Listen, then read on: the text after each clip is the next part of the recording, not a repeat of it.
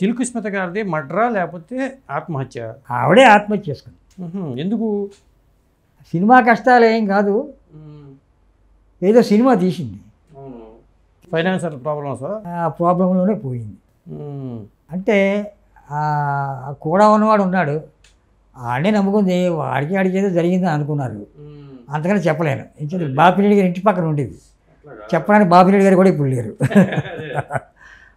ఆ సిల్క్ స్మిత అది సెట్కి వచ్చి డ్యాన్స్ చేస్తుంటే అక్కడ మేము ఉన్నా కూడా దాంతో మాట్లాడము. ఎందుకంటే రాఘవేంద్రనే విద్యారామారావు గారు, విద్యారామారావు గారు ఎవరో రాఘవేంద్రరావు గారు ఏదో పిక్చర్ డైరెక్ట్ చేస్తూ సెట్ వేసాడు, డ్యాన్స్ సెట్ వేయించాడు, సిల్క్ స్మితని బుక్ చేసాడు. వచ్చింది, ఏంటి సెట్ ఇలా ఉంది, చిన్నదిగా ఉంది, ఏంటి ఇక్కడేం చేస్తాను, కుదరదు ఇక్కడ, తర్వాత పెట్టుకోండి అని వెళ్ళిపోయింది. అప్పుడు రాఘవేంద్ర పెద్ద పేరులో ఉన్నాడు. అంటే రాఘవేంద్రాన్ని కూడా లెక్క చేయదు, ఎన్టీ రామారావుని కూడా లెక్క చేయదు, ఎవరిని లెక్క చేయదు.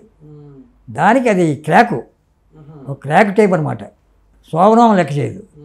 కాకపోతే సాంగులో యాక్ట్ చేస్తుంది కాబట్టి, శోభనాథ్ గారు సాంగ్ వరకు యాక్ట్ చేస్తారు కాబట్టి అప్పుడు గౌరవంగానే ఉంటుంది, దాని గదిలో గది వెళ్ళిపోద్ది. అంతే కదా.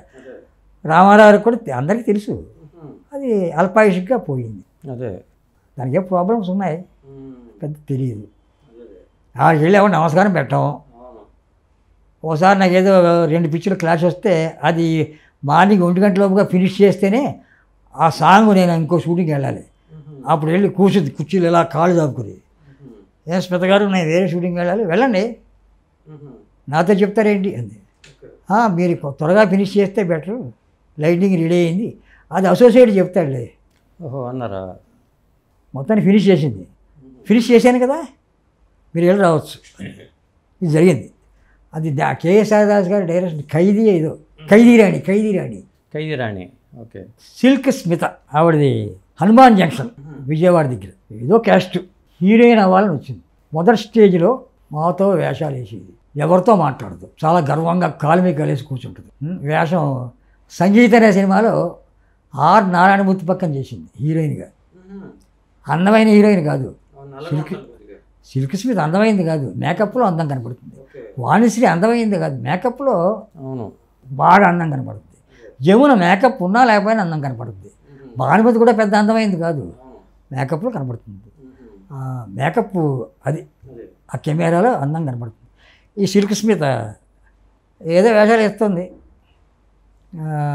ఎవరితో మాట్లాడదు, మూతి కూర్చొని పక్కన కూర్చుంటుంది. ఒక అతని దగ్గర బంధువుని ఒకడిని కూడా తెచ్చుకుంది. దగ్గర బంధువు కూడా గెడ్డంతో ఉంటాడు, ఆయన ఉండేవాడు. బాపిరెడ్డి గారి ఇంటి దగ్గర కుమరన్ కాలనీలో ఒక ఇల్లు అదికి తీసుకుని అందులో ఉంటుంది. ఈవిడ కష్టమే అన్నారు. సంగీత పిక్చర్లో నేను కూడా యాక్ట్ చేశాను ఆవిడతోటి, దాసనారాయణ డైరెక్షన్లో. అది పెద్ద బాగా ఆడలేదు. అందులో హీరోయిన్గా అనుకోకూడదు ఆవిడండి. అసలు హీరోయిన్ ఒక చిన్న పిల్ల, అంటే శోభ అని ఒక చనిపోలేదే, 5 శోభలు ఉన్నారు. ఓకే. ఇంకో శోభ నల్లగా ఉంటారు, ఒకటే 5 ఉన్నారు శోభలు. ఈ శోభ కన్నడ ఆర్టిస్టు, సంగీతలో హీరోయిన్, రోజారమన్ టైప్లో ఉంటుంది. ఇప్పుడు అమెరికాలో ఉంటుంది. వాళ్ళ అన్న శిశింద్రి చిట్టుబాబు బాలరాజు కథలో మాస్టర్, ఆడి పేరేదో ఉంది, రాము కాదు, వాడి పేరేదో ఉందండి, శిశింద్రి చిట్టుబాబులో యాక్ట్ చేశాడు. వాడికి చాలా పెద్ద పేరు. వాడి ఇప్పుడు స్వస్తిక్ జిరాక్స్ అని, ప్రభాకర్ స్వస్తిక్ జిరాక్స్ అని పెద్ద జిరాక్స్ పెట్టించింది టీనగర్లో బ్రిడ్జికి యువతల. అది నెంబర్ 1, మెడ్రాస్లో నెంబర్ 1 జిరాక్స్ కంపెనీ. ఆ శోభకి అన్న, ఇంకా ఉన్నారు ఆయన వాడికి అన్నదమ్ములు. ఈవిడ అమెరికాలో ఉంటుంది. డబ్బిచ్చి పెట్టించి పెళ్లి చేసి అమెరికా వెళ్ళిపోయింది. ఆవిడ కన్నడ ఆర్టిస్ట్. అదే. ఇక సిల్క్ స్మిత ఇక సినిమాల్లో ఇక డాన్సర్గా మంచి పేరు వచ్చింది. సిల్క్ స్మితకి డాన్సర్గా ఎవరో సలహా ఇచ్చారు, డ్యాన్స్ నేర్చుకుని వచ్చింది.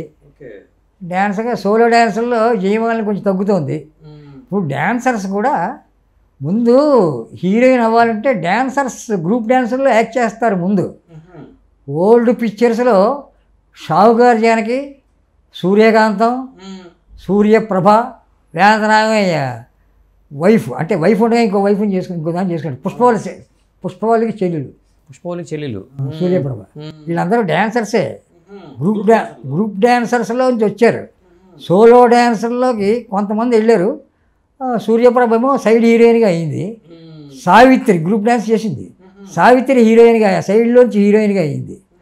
వ్యాంప్ వేసి వ్యాంపులోంచి హీరోయిన్ అయ్యింది. సావిత్రి హిందీ పిక్చర్లో కూడా చేసింది. బాలనాగం హిందీ పిక్చర్ సంగు వేషం వేసింది జమినీ వాళ్ళ దాంట్లో.